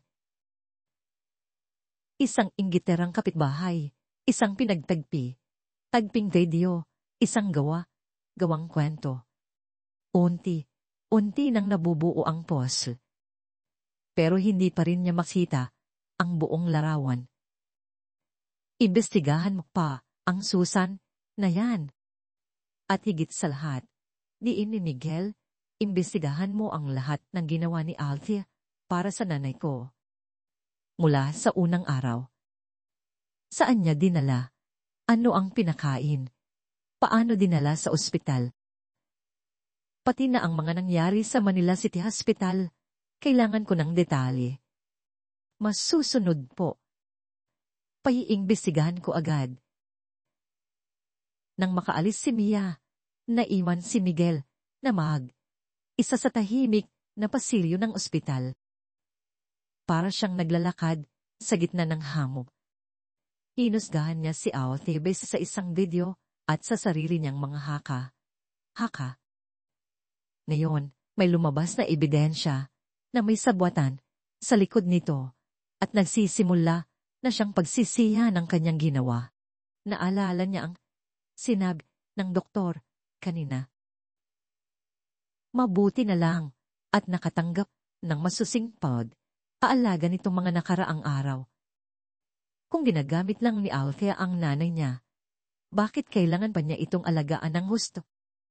Kung pera lang ang habol niya, bakit niya tinandihan ang inalok niyang malaking halaga? Uumpuban ang mga tanong sa kanyang isip. Nalaman niyang ang galit niya ay hindi lang dahil sa video. Dahil iyon sa pagkadismaya. Sa pag-iisip na muli na naman siyang niloko, nanyurakan ng kanyang munting tiwala. Pero paano kung iba ang katotohanan? Paano kung talagang mabuting tao siya? Kaano kalupit ang nagawa niya? Nilapastangan niya sa harap ng publiko ang taong nagligtas sa kanyang ina. Sumandal si Miguel sa pader, naramdaman ang pagod na hindi pa niya naramdaman dati. Bukod sa pag-aalala sa kalusugan ng ina, nakikipaglaban din siya ngayon sa sarili niyang isip. Isang laban sa pagitan ng kanyang malalim na pagdududa at ng lumalakas na boses ang kanyang konsensya. Napakagaling na sekretarya ni Mia. Sa loob lang ng kahating araw, bumalik siya sa opisina ni Miguel dala ang isang makapal na folder. Sir, eto na po ang resulta ng investigasyon. Nasa mesa, si Miguel, pero wala sa trabaho ang kanyang isip. Sinabihan niyang umupo si Mia. Sabihin mo sa akin. Una po, tungkol kay Aling Susan. Tulad po ng inaasahan, matagal na siyang naiinggit kay Althea. Ayon sa ilang testigo sa palengke, hindi niya gusto si Althea dahil kahit mahirap, kinagigiliwan ito ng marami. Siya po talaga ang kumuha ng video at gumawa ng kwento. Tumango si Miguel. Walang gulat sa kanyang mukha. Tungkol kay Althea, huminga ng malalim si Mia at binuklat ang unang pahina. Ito po ang pinakamahalaga. Pumunta po ang mga investigator natin sa Manila City Hospital at sa health center at kinausa ang mga staff doon. Ipinadulas niya ang isang papel patungo kay Miguel. Kopya iyon ng isang kasunduan. Ito po ang waiver para sa admit kay Ma'am Flora noong gabing bumagyo. Sa pirma po, malinaw na nakasulat ang pangalang Althea. Kinuha ni Miguel ang papel at tinitigan ng medyo magaspang ngunit malinaw na sulat, kamay. Muling kumirot ang kanyang puso. Nagpatuloy si Mia, may damdamin sa kanyang boses. Ayon po sa doktor na nakadulti noon, dumating si Althea, basa, pasan si Maang Flora at may kasama pang maliit na bata. Alos wala raw pong pera sa bitaka niya, pero hindi siya at tumiling pumirma sa waiver. Nang kailanganing ilipat sa Manila City Hospital, siya po ang ikot para mangutang at makalikom ng paunang bayad. Kumuha si Mia ng isa pang dokumento. Ito po ang resibo ng down payment sa Manila City Hospital. 50,000 piso. Sabi po ng nurse, iyon na raw po lahat ng ipon ni Althea mula sa pagtitinda at utang mula sa isang mangrome. Hindi po malaking halaga, pero iyon na po ang lahat ng meron siya. Bawat salita ni Mia ay parang matilyong dumudurog sa pader ng pagdududa sa puso ni Miguel. Tinitigan niya ang mga dokumento sa harap niya. Ang pirma, ang resibo, ang testimonya ng doktor. Lahat ay katotohanang hindi maipagkakaila. Noong pinapasan niya ang nanay niya sa gitna ng bagyo, walang kamera. Noong pumirma siya sa waiver, walang nanonood. Noong ikot siya para mangutang para sa isang islanghero, walang pumupuri. Ginawa niya ang lahat ng iyon nang walang nakakaalam, dahil lang sa purong kabutihan. Samantalang siya, ano ang ginawa niya? Sa gitna ng palengke, sa harap ng maraming tao, sinabihan niya ito ng pinakamasasakit na salita. Hinusgahan niya itong manloloko, walang utang na loob. Isang tsunami ng pagsisisi at kahihiyan ang bumarot sa kanya. Mali siya. Isang malaking pagkakamali. Gusto niyo po bang asikasuhin ko na si Aling Susan at ang post sa internet? Tanong ni Mia. Umiling si Miguel. Paus ang kanyang boses. Wag muna. Mamaya na yan. May gusto akong puntahan ngayon. Tumayo siya at kinuma ang kanyang jacket. Kailangan niyang umalis. Kailangan niyang puntahan si Althea. Hindi. Wala siyang lakas ng loob na harapin ito. Gusto lang niyang makita kung kumusta na siya. Kailangan niyang makita ang resulta ng kanyang katangahan. Kailangan niyang harapin ang sarili niyang kalupitan. Papalubog na ang araw at ang eskinita sa likod ng palengke ay madilim at tahik. Ipinahinto ni Miguel ang kotse sa bukanan ng eskinita at naglakad mag-isa. Ayaw niyang mapansin. Nakita niya ang lumang apartment na gawa sa kahoy na itinuro sa mapa ni Mia. Mula sa siwang ng pinto, may sumisilip na mainit na dilaw na ilaw. Wala siyang lakas ng loob na kumatok. Nagtago lang siya sa kabilang pader at sumilip sa maliit na bintanang walang kurtina. Simple lang ang loob ng kwarto. Nakaupo si Althea sa lumang kama, nakatalikod sa bintana. Tahimik niyang tinatahi ang punit na damit ni Leo. Si Leo naman ay nakahiga sa kandungan ng ina, mahimbing na natutulog. Ang itsura ni Althea ay napakaliit at pagod na pagod. Paminsan, pinupunasan niya ang gilid ng kanyang mga mata. Marahil ay pinitigilan ang luha. Ngunit kapag tumingin siya sa natutulog na anak, malungkot siyang ngumingiti. At sinimulan niyang kantahin ang isang pamilyal na oyay sa halos pabulong na tinig. Tulog na, bunso. Ang ina mo'y wala pa. Di naman siya lalayo at babalik din sinta. Ang malungkot na hinig ay umalingaw sa tahimik na eskinita at tumagos sa puso ni Miguel. Para siyang iskatuwang hindi makagalaw. Nakita niya ang katatagan ng isang ina. Nakita niya ang kabaitang hindi nawawala sa kabila ng kalupitan ng mundo. Nakita niya isang simpleng ganda na hindi kayang pantayan ng kahit anong mamahaying hiyas. At nakita niya ang sarili niyang kapangitan. Inamit niya ang kanyang kapangyarihan at pera para saktan ng ganitong babae.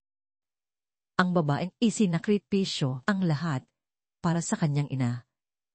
Ngayon, ang tanging meron si Althea ay ang lumang apartment na ito, ang kanyang anak, at ang mga tahimik na luhang dumadaloy. Matagal siyang nakatayo doon. Ngunit tayo niyang umalis. Gusto niyang itatak sa kanyang isip ang eksenang ito bilang parusa, bilang paalala sa kanyang pagkakamali. Dati, naniniwala siyang kayang ayusin ng pera ang lahat, kayang bilhin ng katapatan, at kayang ilantan ng kasinungalingan. Ngunit ngayon, naintindihan niya. Sa harap ng tunay na kabutihan at malinis na dangal, ang kanyang pera ay walang kwenta at napakaliit. Gusto niyang pumasok, lumuhod sa harap niya at humingi ng tawad. Pero alam niyang wala siyang karapatan. Ang kanyang paghingi ng tawad, ngayon, ay magdudulot lang ng karagdagang gulo sa magulo na nitong buhay. Tahimik siyang tumalikod. Ang kanyang mga hakbang ay kasing bigat ng tingga. Nang gabing iyon, hindi siya umuwi o bumalik sa opisina. Nagpaikot. Ikot lang siya sa kanyang kotse. Sa kanyang isip, tanging ang imahe ng babaeng nagtatahi sa ilalim ng dilaw na ilaw at ang malungkot na oy ang umuulit-ulit. Kailangan niyang humingi ng tawad. Pero hindi sapat ang simpleng paghingi ng tawad.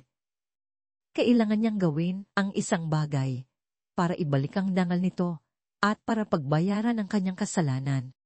Ilang araw ang lumipas at ang kalusugan ni Lola Flora ay mabilis na bumuti sa ilalim ng pangangalaga ng pinakamagagaling na doktor. Naging malinaw na ang kanyang isip at unti nang bumabalik ang kanyang mga alaala. Isang umaga, pagpasok ni Miguel sa kwarto, dala ang sabaw, nakita niya ang kanyang ina na nakaupo sa kama, nakatingin sa labas ng bintana. "Ma, may dala akong sabaw." Lumingon si Lola Flora at ngumiti. "Salamat, Miguel." Pagkatapos ng ilang subo, bigla siyang huminto at tumingin kay Miguel na tila may naalala. "Miguel, bakit po ma? Nung medyo tuliro pa ako, may naalala akong isang babae. Madalas niya rin akong gawan ng lugaw. Simpleng lugaw lang, pero napakasarap." Kumabog ang dibdib ni Miguel. Alam niya kung sino ang tinutukoy ng ina. "Anong itsura niya?" tanong niya, nagkukunwaring kalmado. "Hindi ko na masyadong maalala ang mukha niya. Pero naalala ko, napakabait ng ngiti niya at..." Huminto si Lola Flora. May kasama siyang maliit na batang lalaki. Napakabait na bata. Tinatawag niya akong Lola. Pinigyan niya ako ng kalahati ng kanyang kamote. Napangiti siya habang inaalala ang bata. Sinabi pa niya, "Mahirap lang po kami. Pero ngayong nandito si Lola, mas masaya na sa bahay." Hanggang doon, biglang tumulo ang luha mula sa mga mata ni Lola Flora. Ang mga pirasong alaala ay nagsimula ng magdugtong-dugtong. Ang pagbagsak niya sa palengke. Ang paglapit ng isang dalaga. Ang malamig na iced tea na inabot ng bata. Ang maliit, ngunit mainit ng apartment. Ang kakarampot na pagkain na ibinahagi sa kanya. At ang gabing iyon ng bagyo. Naaalala ko na mahigpit na hinawakan ni Lola Flora ang kamay ni Miguel. Nanininig ang boses. Napakalakas ng ulan noon. Nilagnat ako ng mataas. Siya ang pumasan sa akin, papuntang ospital. Naririnig ko ang iyak ng anak niya sa likuran namin. Kawawa naman silang dalawa. Walang masabi si Miguel, tahimik lang na nakikinig. Ang katotohanang sinasabi ng ina ay mas malinaw at mas nakakaantig kaysa sa mga report na kanyang nabasa. Nakikita niya sa kanyang isip ang eksena. Isang maliit na babae na naglalakad sa gitna ng bagyo. Tilapasan ang buong mundo sa kanyang likod. Ano nang pangalan niya? Nasaan siya? Gusto ko siyang pasalamatan, sabi ni Lola Flora. Nakikiusap ang mga mata. Yumuko si Miguel. Hindi niya kayang salubungin ang tingin ng ina. Nahihiya siya. Ang taong gustong pasalamatan ng kanyang inalay ang taong walang awa niyang nilapastangan. Althea po ang pangalan niya. Hirap niyang sabi. Medyo, may problema ko siyang kinakaharap na yon. Hindi na niya kayang maglihim pa sa ina. Ikinuwento niya ang lahat, mula sa kanyang pagdududa at pagsubok, sa tsismis na ikinalat ni Aling Susan hanggang sa masakit na komprontasyon sa palengke. Ikinuwento niya ang bawat malupit na salitang binitiwan niya. Pagkatapos marinig ang lahat, natulala si Lola Flora. Hindi siya makapaniwala na nagawa iyon ng sarili niyang anak. Anong ginawa mo? Miguel, paano mo nagawa yun? Tiningnan niya ang anak na may halong galit at pagkadismaya. Nagligtas siya ng buhay ko. Paano mo siya naduwang tratuhin ng ganoon? Alam mo ba kung gaano mo siya nasaktan? Alam ko po, Ma. Nagkamali ako, sabi ni Miguel, puno ng pagsisisi. Nabulag ako sa pagdududa. Babawi ako. Ibabalik ko ang kanyang dangal at pagbabayaran ko ang lahat. Napabuntong hininga si Lola Flora at humiling.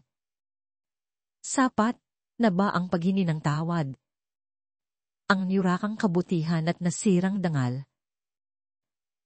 Napakalaki ng utang mo sa kanya, Miguel. Ang mga salita ng ina ay isa pang kutsilyong tumusok sa kanyang puso.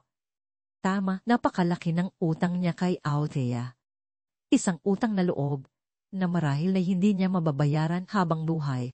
Hindi na mapakali si Miguel. Kailangan niyang gumawa ng isang bagay. Pero kung bigla siyang susupot para humingi ng tawad, lalo lang niyang guguluhin si Althea. Nagpasya siyang tulungan muna ito ng palihin. Tinawag niya si Nia. Humanap ka ng paan para bilhin lahat ng gulay ni Althea araw. Pero gawin mo nang hindi niya malalaman na tayo ang may gawa. Agad na naiintindihan ni Nia ang plano. Tinawagan niya ang isang high-end na restaurant na kliyente ng kanilang kumpanya. Ipinakiusap niyang araw silang kumuha ng sariwang gulay sa palengke at gawin prioridad ang pwesto ni Althea. Kinabukasan, habang aayos si Althea ng kanyang pwesto, inaasahan na namang walang bibili. Isang lalaking uniforme ng siyakang lumapit. Magandang umaga po. Ako po ang chef ng Anna's Restaurant. Nabalitaan ko pong sariwa at masarap ang mga gulay dito. Pwede ko po bang bilhin lahat ng paninda niyo ngayon? Hindi makapaniwala si Althea sa narinig. Po? Lahat po. Po. Simula ngayon, ako na po ang kukuha araw. Mabilis na nagbayad ang lalaki at umalis bago pa man makapagtanong si Althea. Hawak ang pera, tulala pa rin siya. Ano ang nangyayari? Nanaginip ba siya? Si Aling Susan, sa kabilang pwesto, ay nanlaki ang mga mata. Kahapon lang, iniiwasan siya ng buong palengke, at ngayon, bigla siyang nagkaroon ng malaking suki na umubos ng lahat ng paninda niya. Ganoon din ang nangyari sa mga sumunod na araw. Tuwing umaga, may dumarating mula sa restaurant para bilhin lahat ng gulay ni Althea. Hindi na niya kailangang alala sa mga matitirang paninda. Ang kinita niya ay ginamit niya para bayaran ang mga utang at para mabigyan ng mas maginhawang buhay si Leo. May mga bulungan pa rin sa palengke, pero unti nang bumabalik sa normal ang kanyang buhay. Nagpapasalamat si Althea sa misteryosong customer, kahit nagtataka siya kung bakit ang pwesto niya ang napili. Mula sa malayo, binabantayan ni Miguel ang lahat sa pamamagitan ng mga report ng kanyang tauhan. Gumaan ng kaunti ang kanyang pakiramdam nang makitang nakakabawi na si Althea. Ngunit alam niyang material na bagay lang ito. Ang sugat sa puso at ang nasilang dangal nito ay hindi pa rin gumagaling. Tinulungan din niya ng palihim si Mang Romy, ang iisang nagtanggol kay Althea. Nalaman niyang may apo itong aaral sa isang universidad, at binigyan niya ito ng full scholarship mula sa foundation ng kanilang kumpanya. Naiyak sa tuwa si Mang Romy, pero hindi niya alam kung bakit siya sinuwerte. Siguro, nakita ng Diyos ang kanyang mabuting gawa, ang paniniwala niya. Lahat ng ito ay ginawa ni Miguel nang walang nakakaalam. Hindi niya kailangan ng pasasalamat. Gusto lang niyang mabawasan kahit kaunti ang bigat ng kanyang konsensya. Gabi, pumupunta siya sa eskinita para tingnan mula sa malayo ang apartment ni Althea. Ang makita itong tinuturuan si Leo, o ang makita silang masayang nagtatawanan, ang tanging gamot sa kanyang puso ngayon. Ang kanyang nararamdaman para sa matapang na tindera ng gulay ay hindi na lang pagsisisi at pagkakasala. Ito ay naging malalim na paghanga at isang malakas na pagtibok ng puso na hindi pa niya naramdaman dati. Tuluyan nang gumaling si Lola Flora at iginiit na gusto na niyang lumabas ng ospital. Ayoko na dito. Gusto kong dalawin si Althea at ang bata, matatag niyang sabi kay Miguel. Alam ni Miguel na hindi niya mapipigilan ang ina. At alam din niyang dumating na ang panahon para harapin niya ang kanyang pagkakamali. Sige po, ma. Ihahatid ko kayo. Naghanda si Miguel ng napakaraming mamahaling regalo, prutas, pagkain, mga branded na gamit. Ngunit umiling si Lola Flora. Huwag mong dalhin ang mga yan. Ang kabutihan niya ay hindi masusukat ng pera. Ang dalhin mo lang ay ang tapat mong puso. Sinunod ni Miguel ang ina.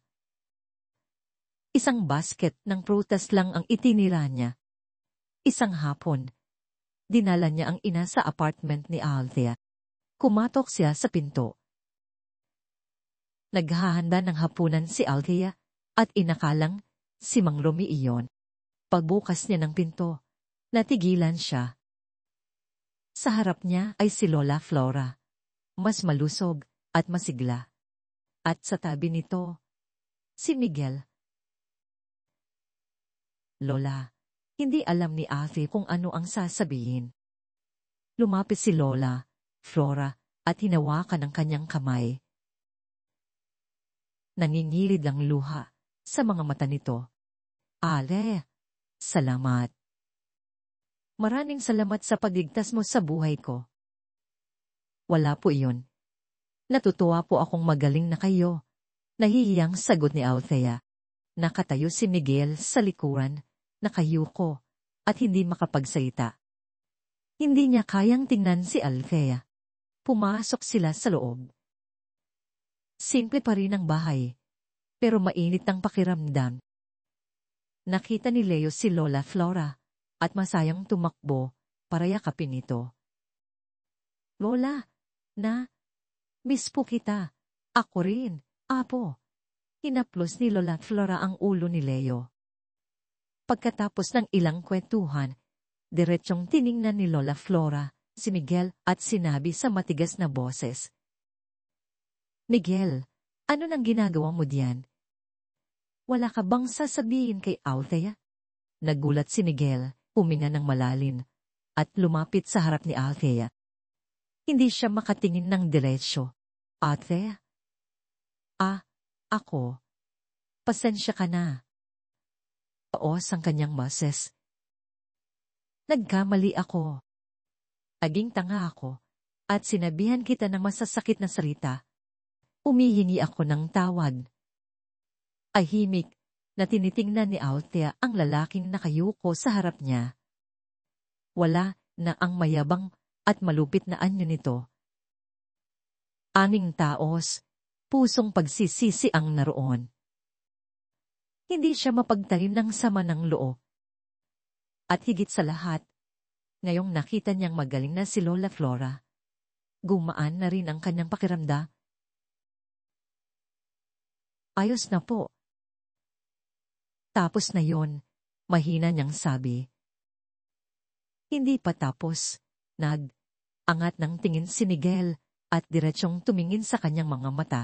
Sinaktan kita at sinira ko ang iyong dangal. Hindi sapat ang paghingi ng tawad. Gagawin ko ang lahat para makabawi. Sa sandaling iyon, isang ideya ang pumasok sa kanyang isip. Paano magkakaroon ng isang lipunan kung saan ang kabutihan ay nabibigyan ng gantimpala? Paano mabibigyan ng tamang pagkilala ang mga taong tulad ni Althea? Tiningnan niya ang kanyang ina at pagkatapos si Althea. Isang liwanag ng determinasyon ang sumilay sa kanyang mga mata. Althea. May naisip po ako. Hindi lang ito, simpleng pagbawi. Ito ang pinakamagandang paraan para ibalik ang kanyang dangal at para ipagbuni at ipalaganap ang kanyang kabutihan. Inulit niya sa kanyang isip ang mga salitang habang buhay niyang isa sa puso. Ang tunay na karunungan ay hindi natututunan sa paaralan. Natutunan niya ang pinakamahal na leksyon sa kanyang buhay mula sa simpleng tindera, ang gulay. At napagtanto niyang ang nararamdaman niya para dito ay higit pa sa paghanga. Ito ay malalim na pagmamahal at pag-ibig. Kinabukasan, mas maingay kaysa karaniwan ng palengke. Isang mamahaling kotse ang huminto sa pasukan at bumaba si Miguel. Hindi na siya nakasuot ng simpleng damit. Nakasuot siya ng itim na suit, ang anyo ng isang makapangyarihang CEO. Sa likod niya ay si Mia at ilang mga tauhan. Nagtaka ang mga tao kung ano ang nangyayari. Walang imik na naglakad si Miguel at tumo sa pwesto ni Althea na naguguluhan sa kanyang pagdating. Si Aling Susan naman ay napangisi. Iniisip na bibigyan na ni Miguel ng huling parusa si Althea. Ngunit ang sumunod na nangyari ay ikinagulat ng lahat. Pumayo si Miguel sa harap ni Althea at sa harap ng buong palengke, yumuko ng napakababa. Ako, si Miguel de la Cruz, presidente ng De La Cruz Shipping, ay naririto upang humingi ng paumanhin kay Dub. Ale Reyes, sa harap ninyong lahat. Ang kanyang malakas at malinaw na boses ay umalinlongaw sa bawat sulok ng palengke. Tumigil ang lahat ng ingay.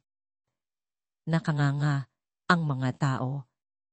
Nabitawan ni Aling Susan ang hawak niyang gulay. Angat ng tingin si Miguel, tiningnan si Althea, at pagkatapos ay ang mga tao sa paligid. Ilang araw na ang nakalipas, dahil sa aking katangahan, pagdududa, at maling impormasyon sa internet, nakapagsalita ko lang mga bagay na lubos na nakasakit sa dangal ni Bud. Althea. Ngayon, narito ako upang aminin ang aking pagkakamali at itama ang lahat. Suminyas siya kay Mia, na lumapit dala ang isang maliit na mikropono. Magandang umaga po sa lahat. Ang matandang babae, na kinukop ni Bud.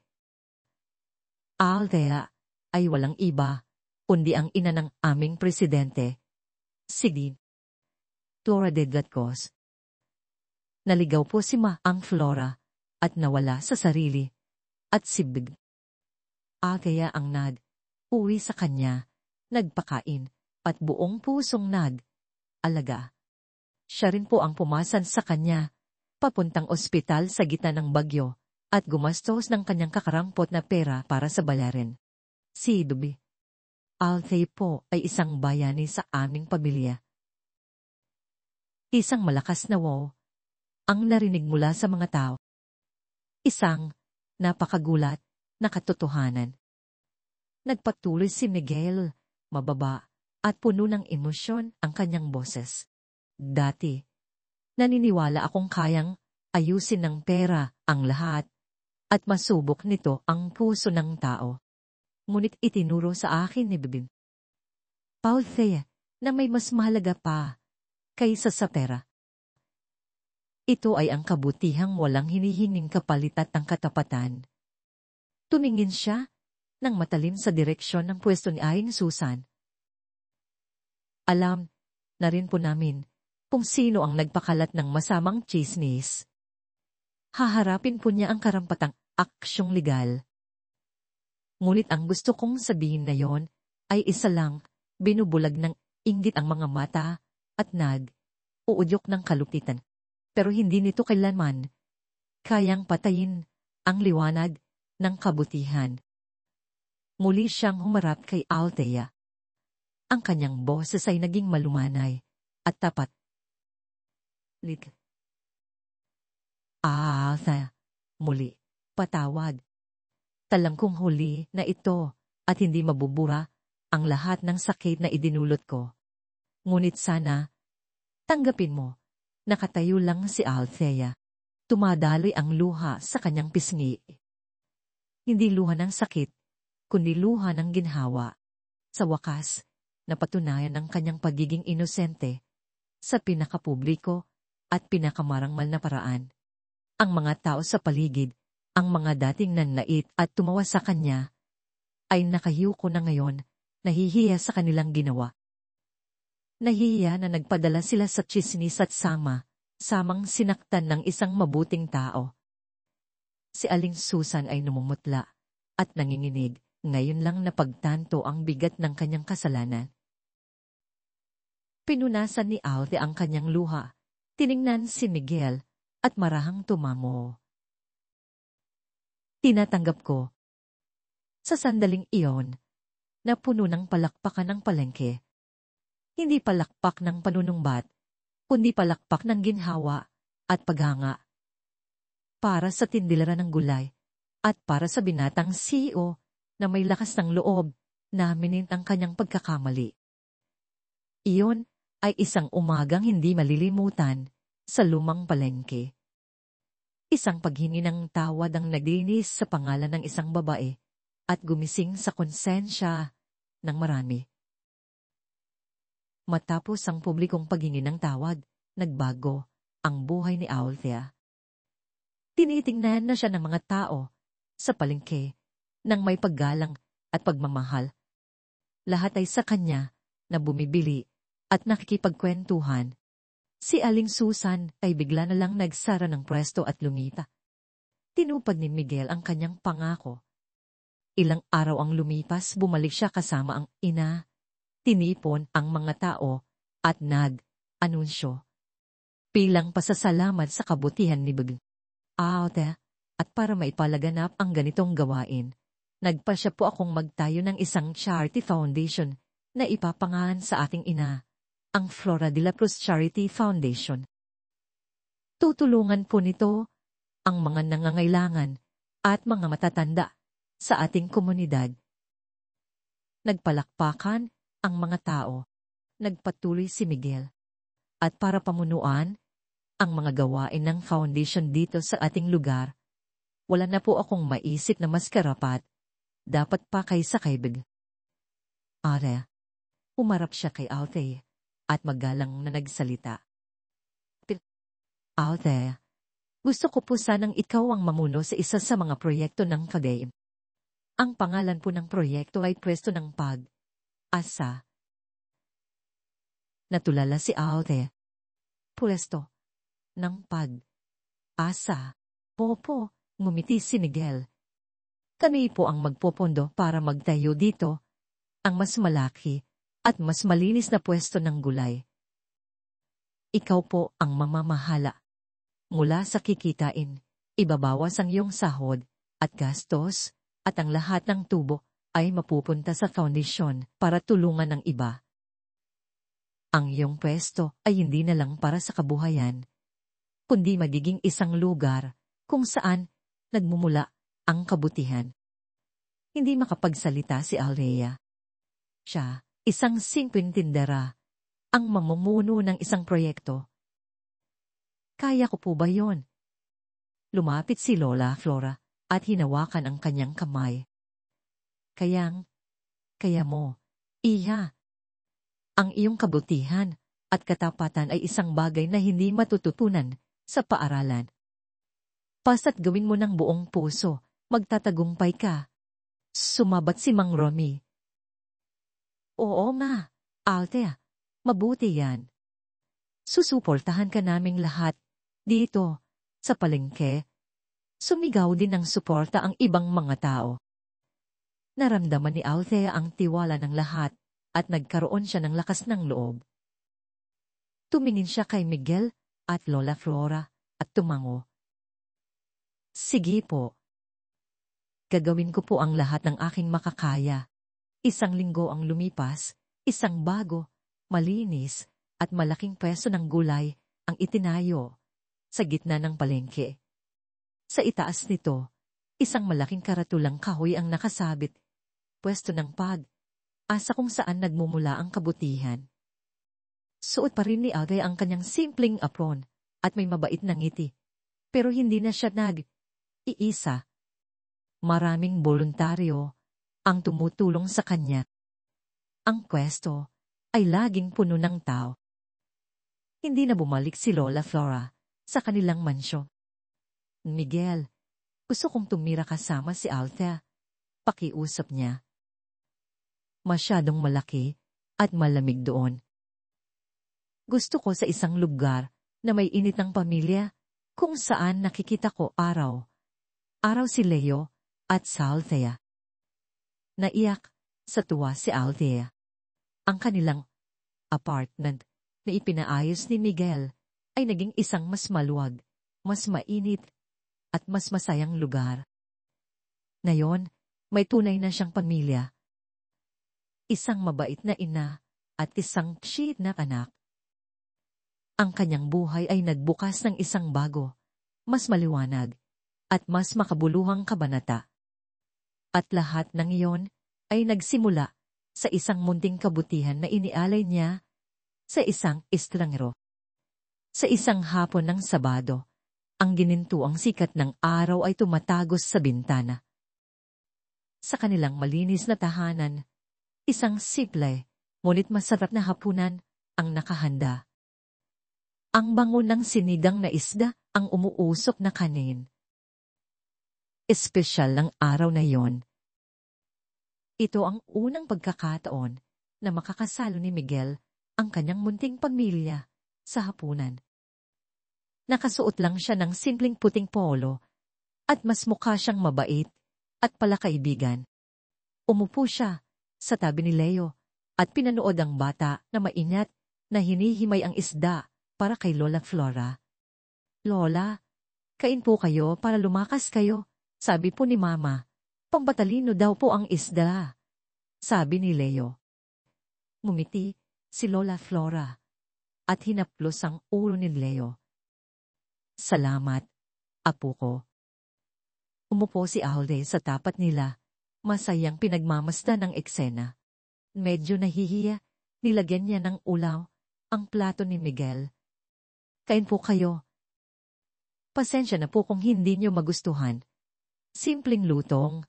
Bahay lang po. Agad na kumain si Miguel. Napakasarap. Matagal na akong hindi nakakakain ng ganito kasarap na lutong bahay.